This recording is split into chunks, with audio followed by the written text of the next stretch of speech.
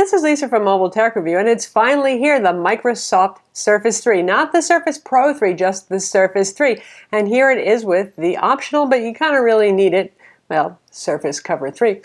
Anyway, what's so special about this? This is the more affordable Surface, $499, the same price that Surface RT was, only you get full Windows in here. It's not RT anymore, it's 64-bit Windows 8.1 on the latest Intel Atom CPU. Atom. Yeah, that means this is not going to be as fast as the Microsoft Surface Pro 3, but then again, it is a whole lot more affordable. We're going to look at it now. So here it is, Microsoft Surface 3, finally here. Microsoft announced it a little over a month ago. And what you've got here is a lot of the goodness of, say, Surface Pro 2, but made more affordable. Now, it's not all the goodness because we're talking about a lower power CPU inside, but you have a 10.8-inch display up from the original 10.6-inch size, and that's to accommodate a 3:2 aspect ratio like we see in Surface Pro 3. Why 3:2? So when you use this guy in portrait mode, it's not so ungodly tall. You know how awkward widescreen devices are when you try to use them as tablets in portrait mode. As ever, there's an optional, but you really kind of need it, cover here. This is the Surface 3 type cover, and it has the mechanical clicky keys, the usual neat Surface magnetic, really clamps on there, doesn't it? Kind of attachment, not going to come off easily, and these are actually backlit, just like we saw on the Surface Pro type cover that was released for the Surface Pro 3. And there's some movement here. I mean, these are discrete moving keys. This is not a capacitive touch surface cover. Not quite as much as on the Pro model. Also, obviously, you got 10.8 inches to work with versus, well, the 12 inches on the Pro model, so a little bit less room. We got a small trackpad here, but it's very serviceable. It's not huge. I wouldn't go crazy with multi-touch gestures. You got the basics, pinch, zooming, and all that sort of thing. Gets the job done. As usual, there's a suede kind of finish on the back. Picks up a little bit of dust. It already has already. It's available in several colors. This is the dark blue cover. There's black. There's purple. There's a bright red. There's a deep red. And also the optional, yes, it's not included, pens are available in different color codings too, or you can just use the Surface Pro 3 pen. They're all actually the same. It's just a matter of looks. And this is N-Trig technology inside. Good stuff in terms of pen technology. We have the evolution of the kickstand here compared to the Surface RT models. Well, this one has a multi-position stand, and you can feel it.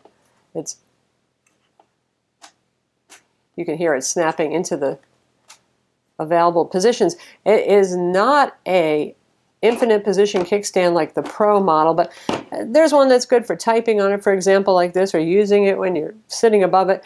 The more upright position obviously would make sense. There's two of those for when you're typing, and then there's flat, so you can use it like a tablet on the table. The usual vapor magnesium casing. This is a light silver color, obviously here, the Windows logo on there. On the side here you can see our ports, not a whopping selection. The micro USB style connector is for the included 13-watt teeny tiny charger. We have a single USB 3.0 port, a mini display port, typical of Surface, and there's also our combo mic headphone jack right there. And this area right there is for yanking out the back cover. And as Microsoft likes to do, they tuck away the micro SD card slot right there. Inside we have dual band Wi-Fi 802.11ac, and that's Marvel Avistar. Microsoft seems to like to stick with Marvel for their Wi-Fi controllers. And we have Bluetooth 4.0. There's no NFC, there's no GPS. Usually you don't see that in PCs or laptops. So there you have it. Like I said, there will be an LTE 4G model. Microsoft does not have that ready yet, so we don't know what the pricing will be. It'll probably be unlocked for use with GSM carriers. That would be my bet anyway. The whole package is obviously very classy looking. That's what we've come to expect from the Surface line, and full windows inside is always a big plus. Now this is an interesting position because we have the premium casing, an absolutely gorgeous IPS or clear type HD plus as Microsoft calls it, so good viewing angles. Full HD display, oh, higher than that. It's 1920 by 1280 to maintain that 3:2 aspect ratio. all that good stuff, a very nice removable cover. But in the world where, well, Windows Atom tablets tend to be very budget focused, they're in a kind of race to the bottom. So this could either be a really easy sell or this could be a tough sell, because I know a lot of people are going to say, well, I could get an Intel Atom around the same clock speed for a whole lot less money. ASUS makes some cheap ones, Dell makes some cheap ones, and Dell also makes some kind of expensive ones too, but that's another can of worms right there. So this is for the customer who is looking for a classy piece of hardware, a really superb looking screen, the closeness to Microsoft and the goodness that brings in terms of quick driver updates, attention to the polish and detail of the operating system and how it works with the product. But at the same time, your computing needs are, you know, not super duper high. Where does the Intel Atom sit? Well, this is the new X7 line. That is the Cherry Trail line that replaces the Bay Trail, for those of you who follow those things. So it's the latest generation. It still has Intel HD graphics. The graphics does get more EUs, so it has some more capability there, but it's an evolution of Bay Trail. It's not a quantum leap ahead. It sits below the Intel Core M, used in a couple of different laptop and tablet hybrids, including the 12-inch MacBook, the Core M, and certainly sits well below even the Core i3, let alone the Core i5 used in Surface Pro 3. Does that mean it's a useless slug? No, it's not. It's quite responsive for MS Office, for social networking, for email, web browsing, streaming full HD video. Don't do too many of those at once, though. It's not just a RAM constraint. Our particular model, by the way, happens to have the better configuration. That is 4 gigs of RAM rather than 2. Now, 2 gigs of RAM for the $499 model means limited multitasking. You're going to start paging out to virtual memory, and this does not have the fastest internal storage. The $499 model has 64 gigs of eMMC storage. The 128 gig model is the one we have right here. Still eMMC. What does eMMC mean? Well, what it is it's sort of like a permanently installed eMMC or SD card for internal storage. It's not as fast as the SATA interface used on Intel Core and Core M products, for example. So that's one thing that's always held Atom back, is the slower storage interface. You'll notice it when you're installing programs, particularly big programs. You'll also notice it if you're trying to do a whole lot of multitasking to the point where you are paging out to disk to extend virtual memory. I would recommend, if you can afford it, therefore the 4 gig model. It'll be more PC-like in its multitasking sprightliness. So about some actual benchmark numbers to go along with all that commentary. Here's PC Mark 8, the home accelerated test. You can see we scored 1677. That's more than 1,000 points under a Core i5, less than 1,000 points under the Core M on average, say like in the Lenovo Yoga 3 Pro, about 800 points below that. And we have a screenshot of our Geekbench 3 score, which looks almost more like a high-end Android smartphone at 1026 for the single core and 3524 for the multi-core. Now, a Core i5, you would see a multi-core score closer to 5,000, considerably more on the single core as well, at least double on that. And even the Core M would do better. For W prime, a computed pi in 25.1 seconds. So you get the idea here. It's still an Intel Atom. It might be the fastest Intel Atom yet. It might feel fairly sprightly when you have 4 gigs of RAM for your average productivity task. This is not the machine for playing Battlefield.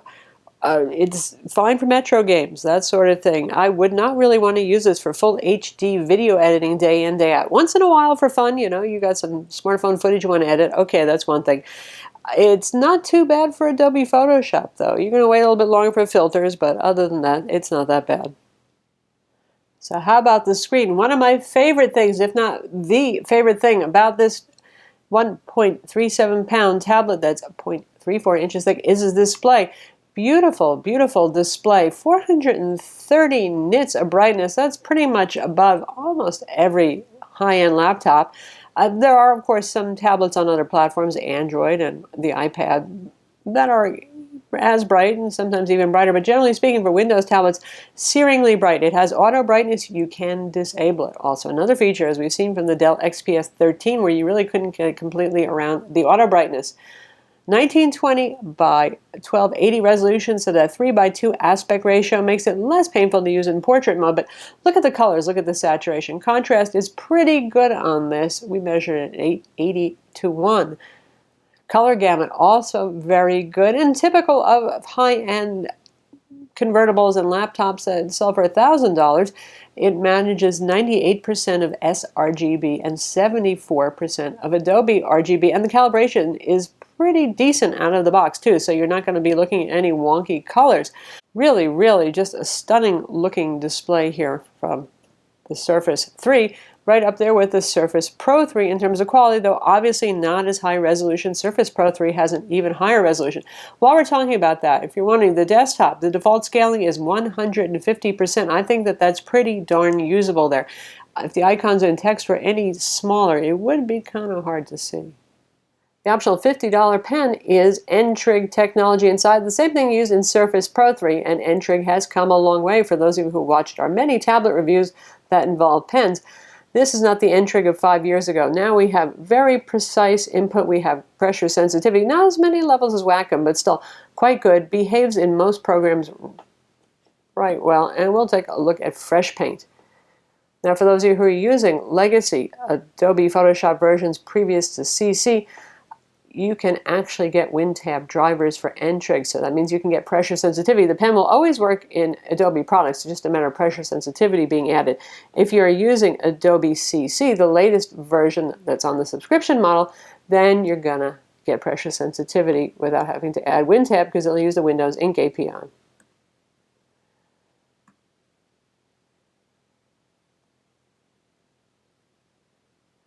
So let's take a look at pressure sensitivity. And being left-handed, I'll try not to block the screen too much. It does have palm rejection.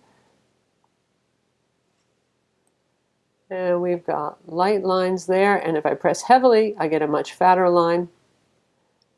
Light.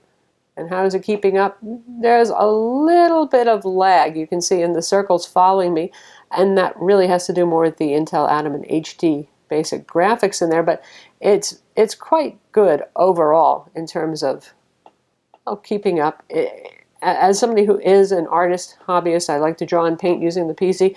This is a very usable solution. It's pretty close to Surface Pro 3. Again, you might notice a little lag here and there though because the CPU is not as fast, obviously, as your average Core i5 Surface Pro 3 model. And how about in OneNote?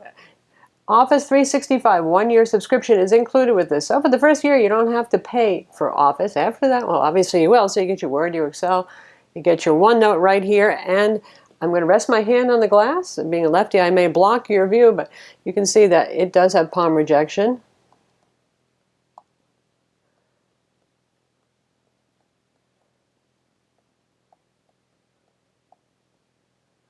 And there it is, left-handed scroll and all.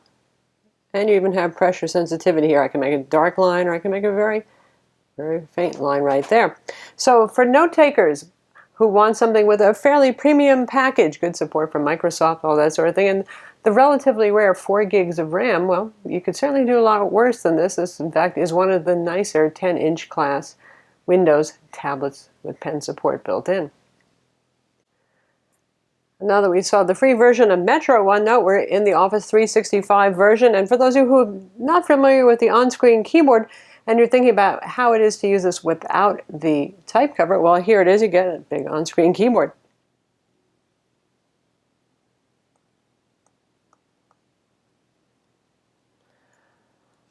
So there it is. It works absolutely fine here as well. So how about battery life?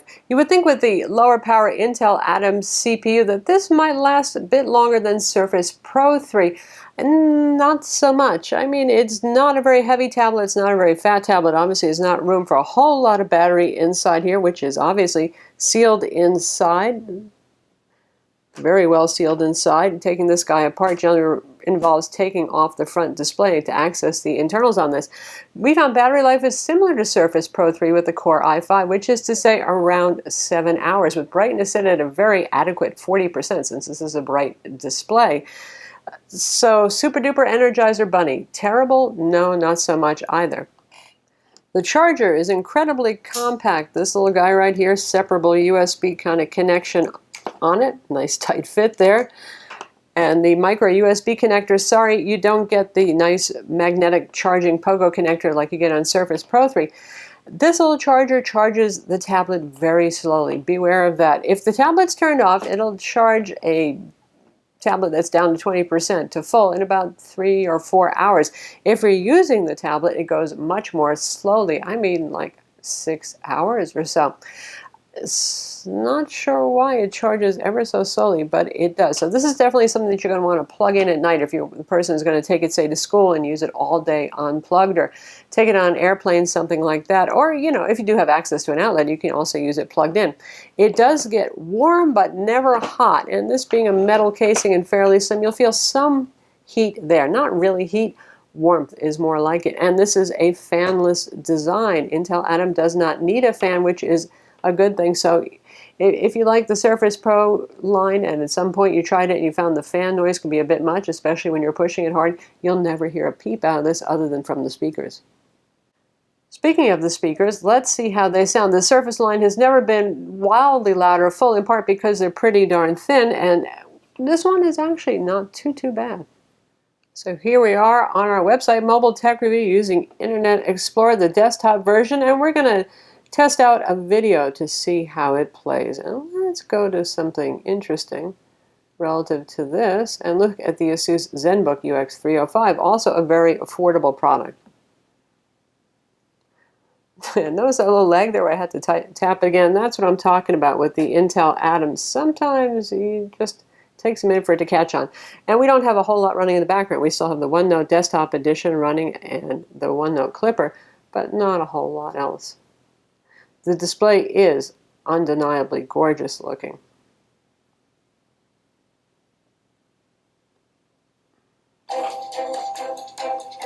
We're at 67% volume. That sounds really nice, doesn't it?